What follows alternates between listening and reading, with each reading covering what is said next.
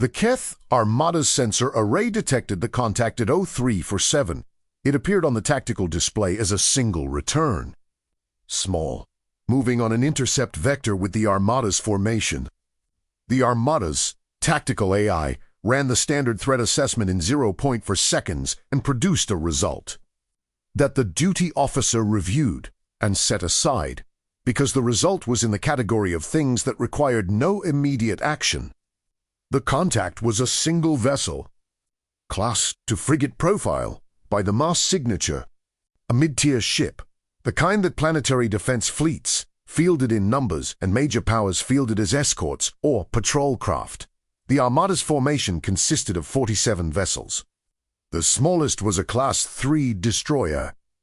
The largest was the Fleet Carrier Dominance, which displaced 1 million metric tons and carried an air wing of 60 strike craft. The contact was, by the available analysis, not a threat. It was an obstacle in the sense that anything moving toward the Armada at closing velocity was technically an obstacle. It was not a threat in the sense that a single class to frigate approaching 47 warships had no available action that would produce a favorable outcome for itself and an unfavorable outcome for the Armada. Standard doctrine in this situation was to hail the contact, identify it, determine its intentions, and proceed accordingly. If it was a neutral vessel unaware of the Armada's presence, it would be redirected. If it was a Concordance military asset, it would be instructed to withdraw or heave to for boarding inspection.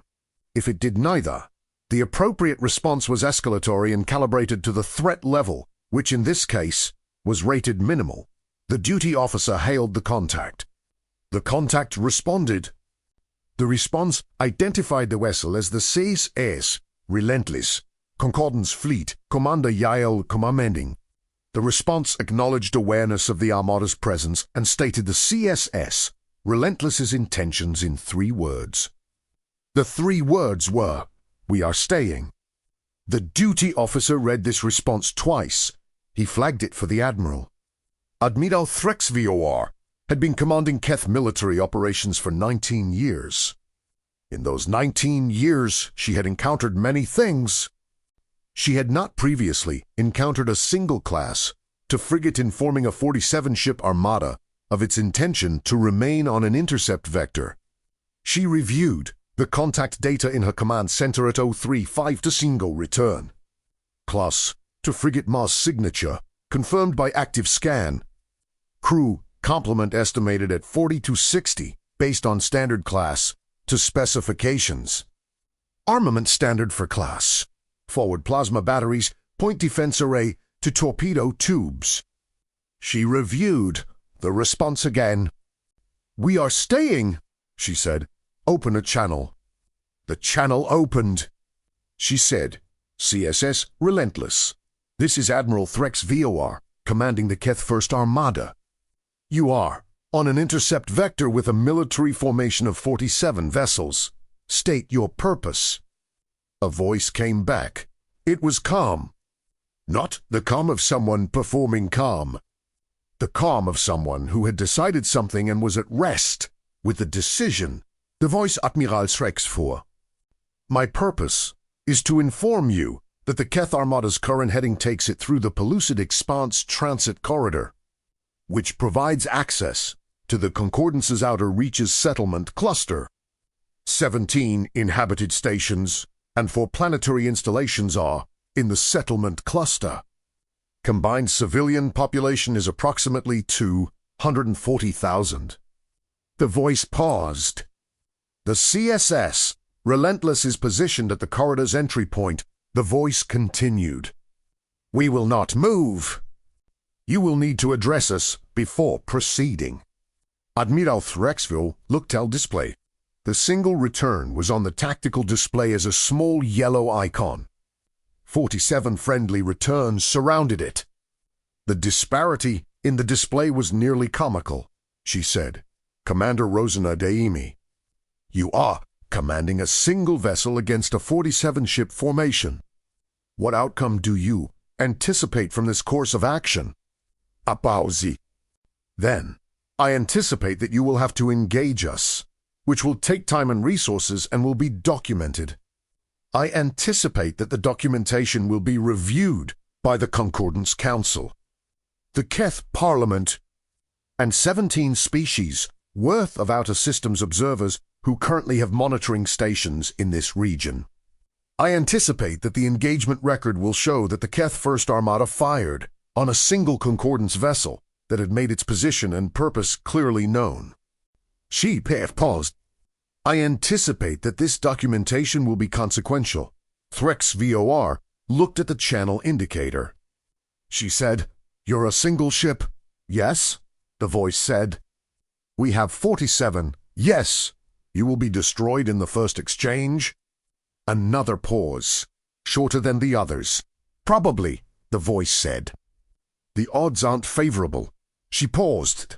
"We're staying anyway." Threx VOR looked at the tactical display for a long moment, at the small yellow icon and the 47 blue ones. She said, "Why?"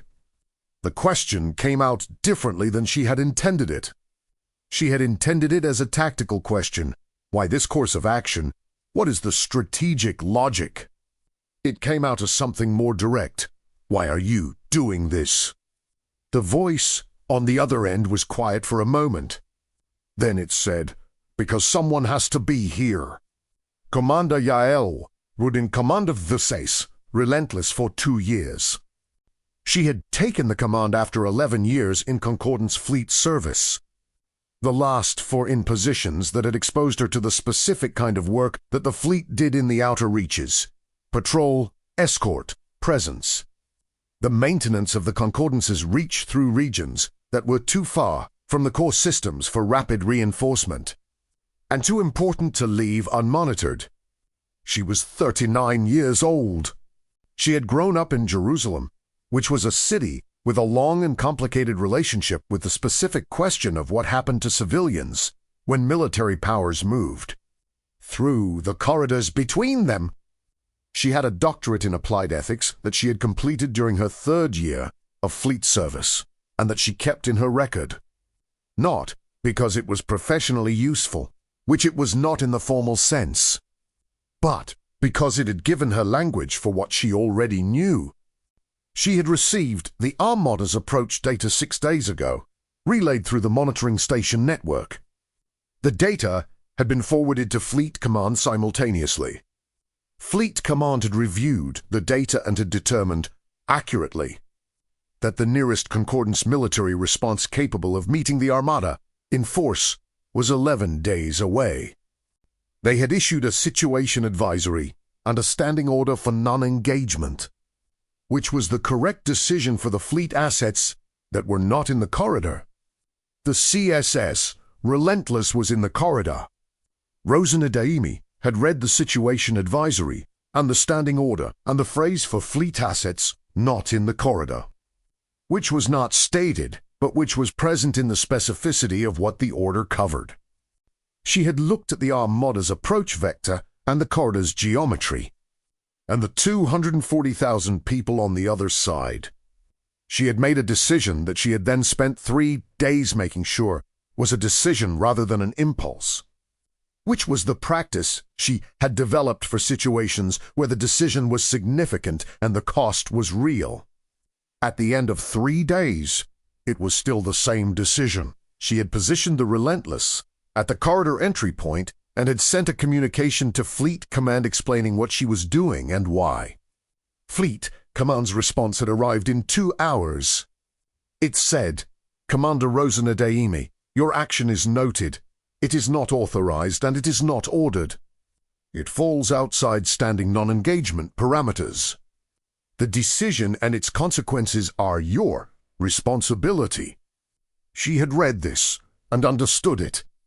Fleet Command could not authorize this. Authorizing it would be a formal commitment of resources they did not have in position. Ordering it would require them to take responsibility for an action that was, by any tactical analysis, not survivable. What they had done was not authorize it, not order it, and not stop it. She had understood the space that created. She had held position. Admiral Threxvora prosimidi. This was noted in her command log and would later be reviewed extensively by the Keth Parliamentary Military Oversight Committee, the Concordance Council's Outer Systems Relations Board, and 3 independent analysts who all reached slightly different conclusions about what had motivated it. ThreXVOR's own explanation, given in testimony before the Parliamentary Committee 8 months later, was straightforward. She said, "I stopped because the situation required thought." The committee had asked her to be more specific. She had said, "A single vessel was blocking my path. I had the firepower to remove it. Those facts were simple. The other facts were not simple. The Relentless had identified itself clearly and stated its purpose clearly. Its crew knew what they were facing. They had chosen to be there." She paused. "I have commanded fleet operations for 19 years. I know the difference between a calculation error and a deliberate choice. What I was looking at was a deliberate choice." The committee had asked, "What difference did that make?" She had said, "All the difference." What she had said to her tactical staff in the command center at 0359. 3 minutes after the CSS, Relentless had stated its intentions, was different in tone but connected in substance. She had said, "What are they doing?" Her tactical officer had said, "They're blocking the corridor, Admiral." "I know they're blocking the corridor." She had looked at the tactical display, at the single yellow icon. "What are they doing?" Her tactical officer was a young Carathri named Sethkal, who was competent and would later be excellent, and who was, in this specific moment, not yet senior enough to understand what the Admiral was actually asking. Her fleet intelligence specialist, a Plenari named Vethris who had been in Keth military service for 30 years, understood. Vethris said, "They're making it cost something, Admiral." ThreXVOR looked at her. "Destroying them is simple," Vethris said. "Destroying them after they've clearly stated their position.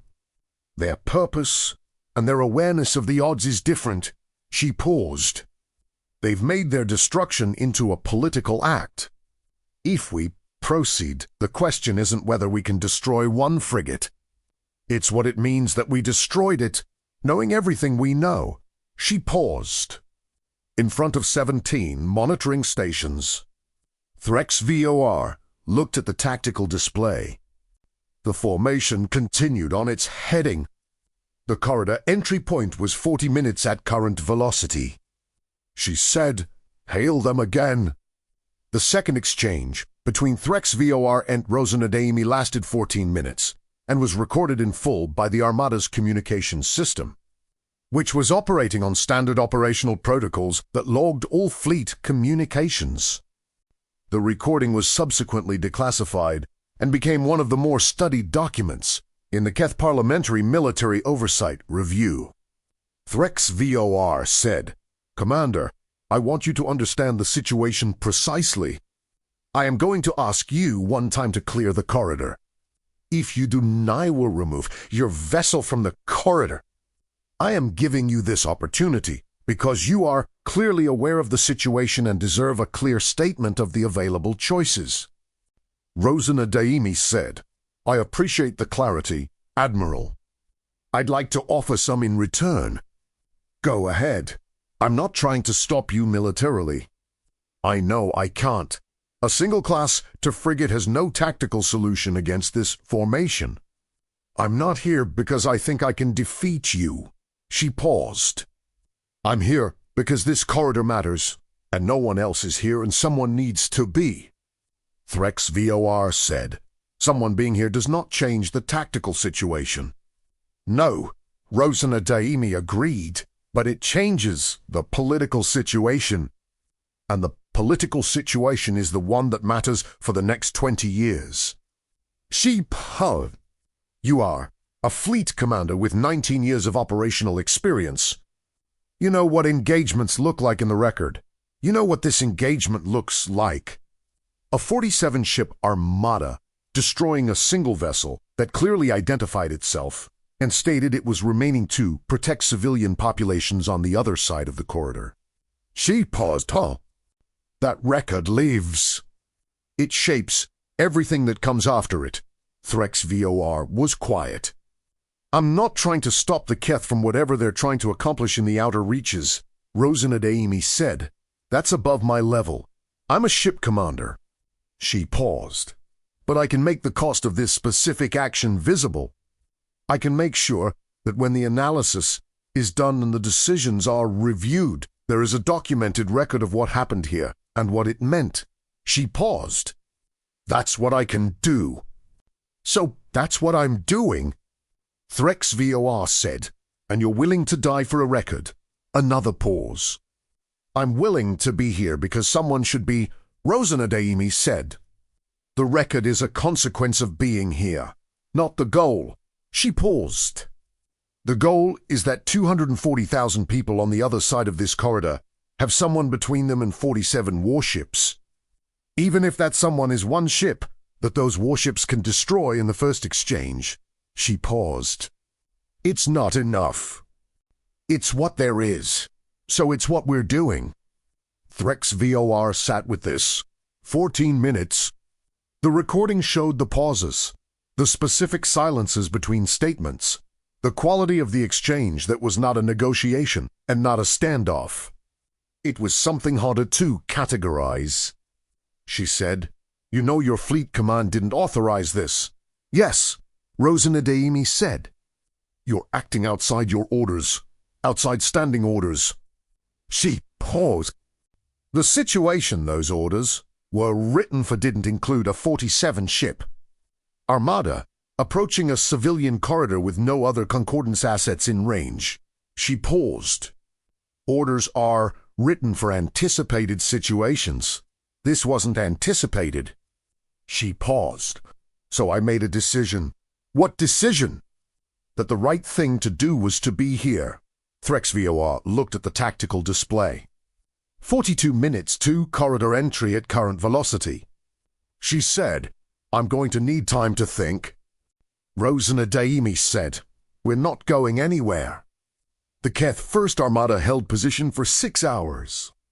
This was in Threx VOR's command log as formation hold, operational review, which was accurate in its technical description and incomplete in its characterization of what the 6 hours actually contained. During those 6 hours, Threx VOR reviewed the Keth Parliament's current session status, which showed 3 active resolutions related to outer reaches expansion and to committee hearings on military operations oversight. She reviewed the monitoring station network's coverage of the corridor region and confirmed that 17 stations had the corridor entry point in their sensor range. She reviewed the Concordance's outer systems communication infrastructure and estimated the propagation time for an engagement record to reach the Concordance Council. She reviewed, twice, the political status of the Keth Parliament's expansion faction, which had been the driving force behind the Armada's current operation, and the opposition faction, which had been arguing for 6 months that the expansion approach was strategically unsound. She reviewed what the engagement record would look like. A 47-ship Keth Armada destroying a single Concordance vessel that had identified itself clearly, stated its purpose as the protection of civilian populations, and confirmed its awareness of the odds. She reviewed the subsequent 6 months in the political environment that record would create. She reviewed the 11 days until the Concordance could have a credible military response in the region, and what those 11 days would look like if the Armada had proceeded and the engagement record existed, and what the Concordance's response would be calibrated to. She thought about one ship in the corridor, one ship that knew it couldn't win and was there anyway. She thought about the commander on the other end of the channel and the specific quality of her voice when she had said, The goal is that 240,000 people on the other side of this corridor have someone between them and 47 warships. She thought about someone being here. She thought about the political calendar and the monitoring stations and the engagement record and the 6 months of consequences. She thought about her 19 years of operational experience and the specific things those years had taught her about the difference between situations that looked tactical and situations that were actually political with tactical dimensions. At 1100, she ordered the formation to reduce velocity and hold position. At 1300, she opened a channel to the CSS Relentless. She said, "Commander." Rosana Daimi said, "Admiral." Threx VOR said, "I'm going to need a direct communication link to the Concordance Diplomatic Division. I believe we have some things to discuss that are above the level of this corridor." A pause. Then Rosana Daimi said, "I can arrange that." Threx VOR said, "Good." She looked at the tactical display, the small yellow icon and the 47 blue ones. She said, "You're going to want to eat something. This will take a while." From the channel, something that might have been a quiet exhale. "Then, we have rations." "Good," Threx VOR said. "So do we."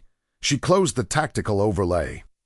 The diplomatic engagement that followed the Keth First Armada's pause lasted 31 days.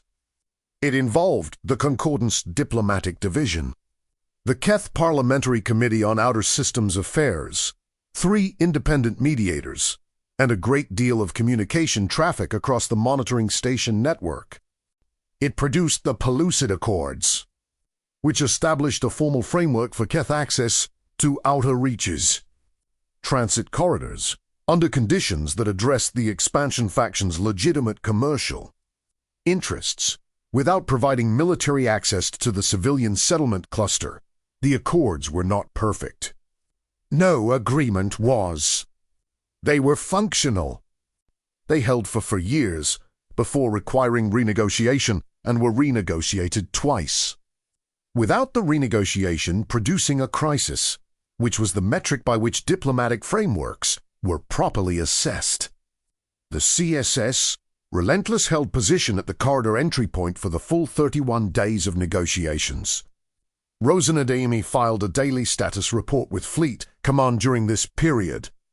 The reports were brief and factual. They noted the Armada's position, the status of negotiations, and the Relentless's operational condition. Fleet Command read each report and filed each one without response, which was the response she had expected and which she found appropriate. They had created the space. She was using it. The administrative silence was the administrative endorsement. On Die 31, when the Pellucid Accords were signed, she received a communication from Fleet Command that was 3 sentences.